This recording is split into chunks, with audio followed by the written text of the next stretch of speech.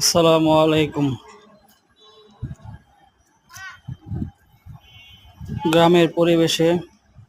গ্রামের মনোরম পরিবেশে দোলনা খেলা। আমরা ছোটবেলা যারা মোটামুটি সবাই গ্রামে বড় হয়েছি, তারা কম বেশি সবাই দোলনা খেলা খেলতাম। আজ অনেক বছর পর এই ছোট বাচ্চাদের খেলা দেখে গ্রামের স্মৃতি মনে পড়ে গেল।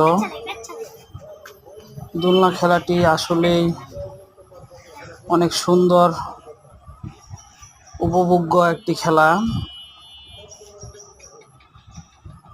যারা শৈশবে গ্রামে জীবনযাপন করেছেন তারা বুঝতে পারবেন এর মজাটা, বা বলতে পারবেন এর মজাটা।